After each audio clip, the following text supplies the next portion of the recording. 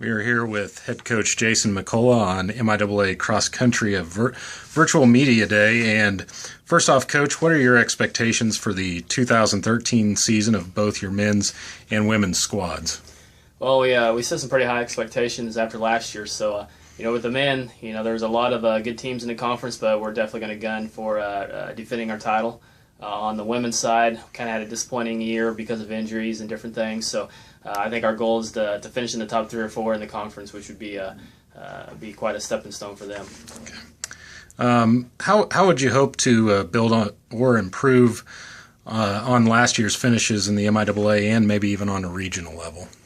Last year one of our main goals was to get that conference tournament and the conference meet and win the conference meet. And we really focused on that, and we did well, and we kind of had a letdown after that. So I think our goal this year is going to be to compete well at conference and then carry that through for a little bit longer. That was kind of new to us, winning conference, and we didn't quite compete as well as we could have at regionals on the men's side. So we really want to, we have another team this year, so 5 teams are going to qualify, so we really want to focus on getting one of those qualifying spots.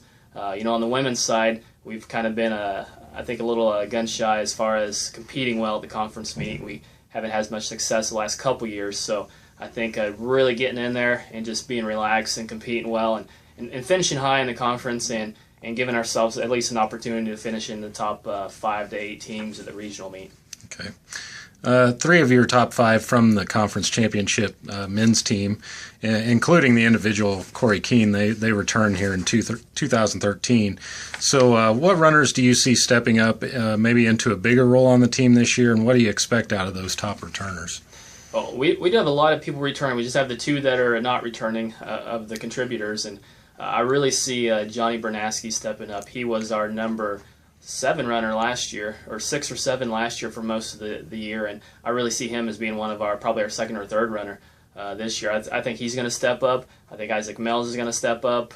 He was our 8th runner last year.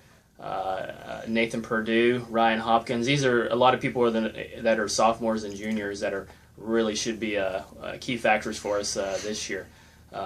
And then we have a couple transfers that I think are really going to help us out there. I don't think anyone's at Corey's level right now on our team. He's going to be our team leader, and we're going to rely heavily on him. But I think we're going to have quite a few people that have a shot to be all conference, and we're going to really have to rely on that depth this year on the men's side. Okay.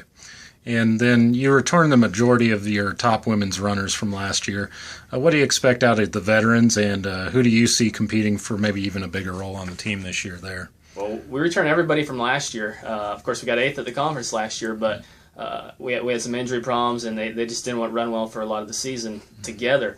But a lot of them stayed in Hayes and trained this summer. We had 15 girls stay in Hayes and train, and so I think we're going to see a lot from the seniors, from Gentry Linscott, from Marie Shaler, Carmen Hill.